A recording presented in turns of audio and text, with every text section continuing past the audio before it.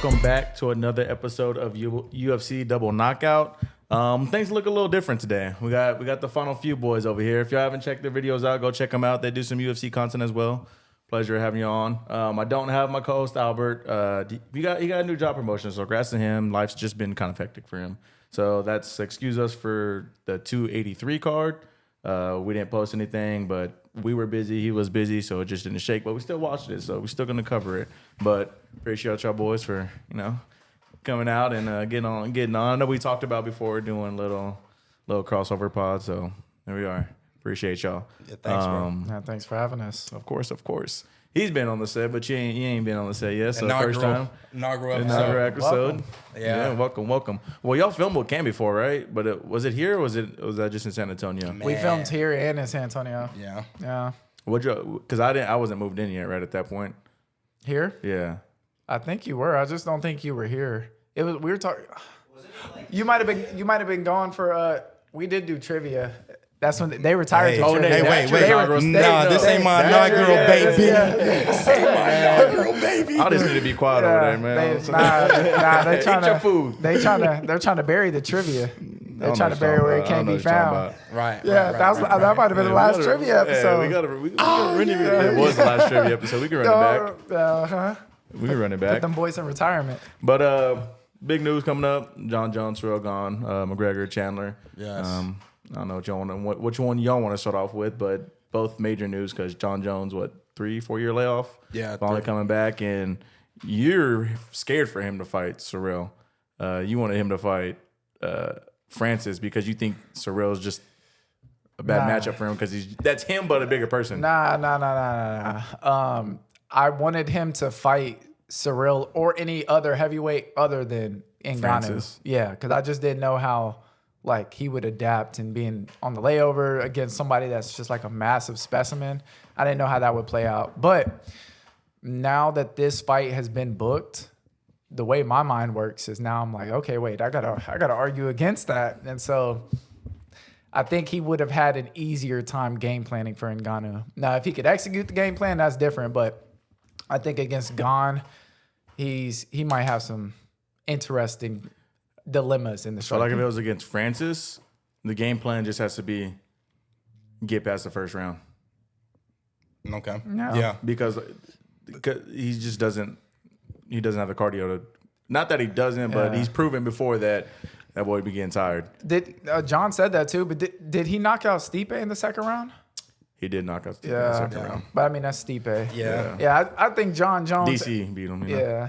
On the different, this is patient Francis stuff. This is patient Francis. They say, it's hard to say that because you're fighting Jon Jones. Yeah.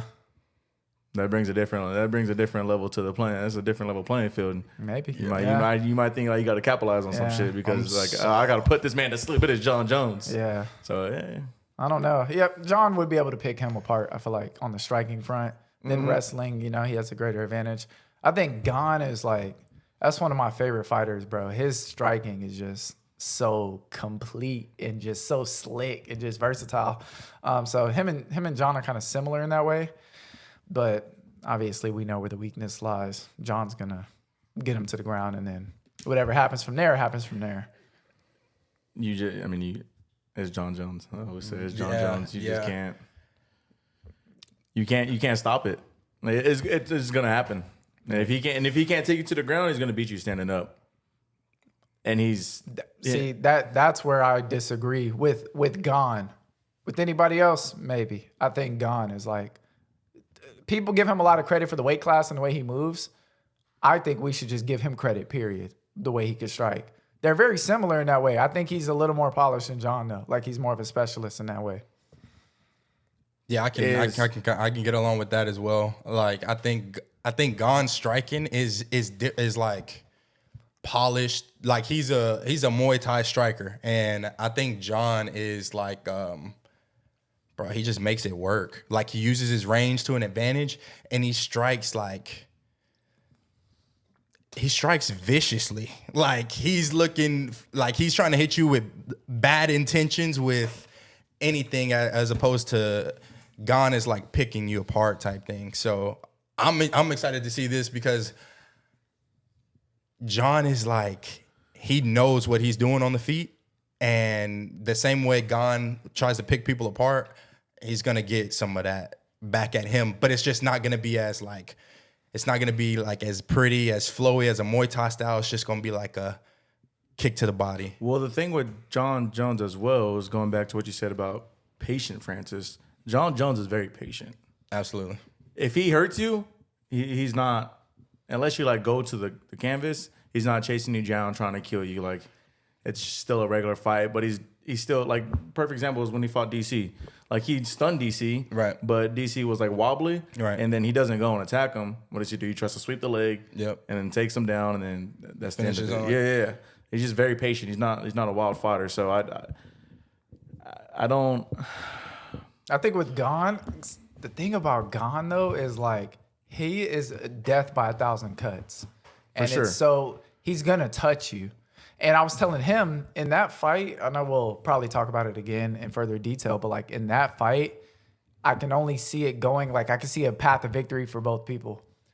Gane's is going to be investing in the low leg kicks. Like he's going to have to immobilize Jon to the point where it's like detrimental. Just like how he stopped Tuivasa with body shots.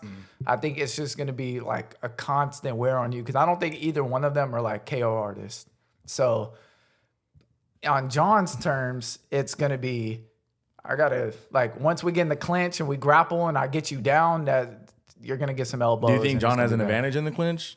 He's probably, in my opinion, the most purest clinch fighter I think there is. I think Gane, I think he's good. This is going to be an even match in the clinch as it pertains to the clinch, but like I said, bro, Jon strikes like viciously. So whereas Gane might look for a knee or something, Jon is like trying to slice you with an elbow on the way in, on the way out. Maybe maybe the clinch isn't going well for him and he's exiting elbow. Like that's the type of shit that's. And I mean, he has a 84.5 reach advantage. So it's like when you're in the clinch, you know it, but you're not expecting it because it's like. He's creative. I'm right. He's right here. He can't get an elbow on me. That's why I'm so excited for this fight because they're both some of the most creative strikers, and they're creative in different ways. Like Gane's is a lot more polished, and Jon's is a lot more like Street Fighter-ish almost. Yeah, and I'm excited for it. I mean, one, just because it's Jon Jones coming back, and then two, it's against Surreal, and three, it's a title fight, and four, we finally found out what happened with Francis. So it just kind of cleared. It brought like the heavyweight division back. I think one thing that I'm kind of like interested to see in this fight is, and this is like a narrative that people run with in other situations, but I'm kind of wondering why they don't talk about this. But Jon Jones has been through wars, and he can put you through a war, and Gane hasn't faced that. So what if he just breaks him? Like, what if it's like just too much, too bloody for Gane to where he's just like, bro, like, I don't want to be in here anymore. He doesn't quit. Jon doesn't quit. Jon doesn't quit. Gane hasn't been pushed to that limit. He's been beat other kind of ways. Like, we haven't seen, like, what if Jon Jones' mentality going into this is like, I'm going to break you and like forget all that other bullshit. Like, who was he fighting when he had him in the armbar? And Jon was like, in his head, he's like, you have to break my arm for me to stop. And then he picked him up with his arm. I can't remember who it was. But yes, I mean that shows Jon. He doesn't. He's gonna. He has that reckless abandon that. Yeah. He's gonna. Which is why you get a lot of the outside the octagon type of stuff. He has that champion loose screw, like top of my profession type of. Psychotic, bro. It's like a psychopath for real. He is. Yeah. That's what. But I mean, respectfully though. Respectfully. But if you're doing this as a career, some ain't all the way there. Well, listen, he's a special kind of something. There's extremes. There's extremes. For sure. But no, I'm excited. It got a weird leak because they put it up on the T-Mobile and all that, and that's when I think Dana just had to come out and say what the fuck was going on because Francis was out of the UFC and whatnot, and now this fight happens for a title fight, and I think that makes it even better. But no, I'm excited for it. Card stacked. They got Shevchenko on there too. Yeah, Shevchenko. She's a bad woman. Don't sleep. They got my boy Bo Nickel on there too. They're trying to make a card of this for real. You fucking that boy Bo Nickel? Yes. Yeah. Yes. And I'm trying to really watch him compete in the UFC for real. He got raw. that swagger too. He's so raw, confident. Bro. Yeah. Hey, one of your Penn State guys. Yeah. You went to Penn State? Yeah. So, you said me or him?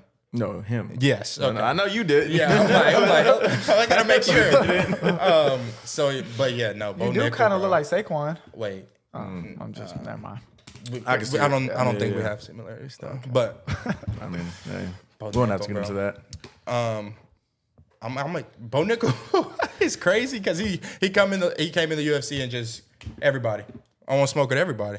But a lot of people that do that, like this guy is a specialist in an area, which is kind of like The area, if you ask like me. if you were gonna be a specialist in any area and be able to compete, being a all American wrestler is probably the best. An Olympic wrestler, that's probably the best foundation to start with.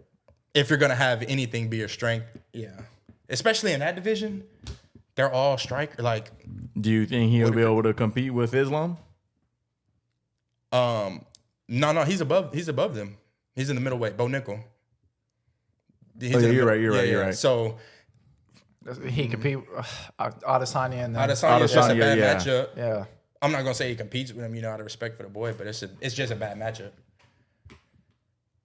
That's the thing about that is he's gonna try He's to young, shoot. too. And Yeah, experience. that's Oh, that's okay. that's He's what I was green. gonna say with Jon Jones. I won't touch on it too much, but there is something about young fighters that have this reckless sense of abandon. Kind of like the older you get, the more mortal you get. You know, Yep. you've been saying that. Yep. It's that just like, which is what's interesting with Jon and Gane, because that's gone. They're both like professionals. Right. I mean, middleweight's tough because Really, all the divisions are tough. I mean, yeah, that's why It's tough. off camera, Chosan has said that I keep saying light heavyweight. The heavyweight sucks, but I think across the whole board, this is the best era of fighting we've ever had. Absolutely, bro. Every division is stacked. And it's not even just that, bro. It's all sports. Like everything is just better. So I mean, Yeah, it's all evolving. I agree. This is like everybody's skilled. You know what I mean? Like typically, back in the day, these guys used to be specialists, but that was like, it wasn't the intro of martial arts, but it was the intro of being like organized. Let's move it forward, martial arts, and we for real have mixed martial artists now, and you have to be well rounded to be either a champion or close to a champion. If you're not, bro. In the NBA, big men got to shoot free throws if they're going to be elite. And they starting to have to make threes. Bro. Starting to. So, yeah, I agree. It is the best. So when he says certain people... He's just Thanks for watching the video. If you do like the clips, the full length of the podcast is going to be down below. We do post these clips weekly, and we do post podcasts weekly every Friday. Yeah, be sure to like, comment, subscribe on YouTube. Also give us a 5 stars on Spotify, Apple Podcasts. Make sure to subscribe on those as well, and stay up to date for weekly content. We're going to be posting weekly podcasts and other content. Hope you guys enjoyed the video. It's your boys from Opinionated, and we're out. Peace.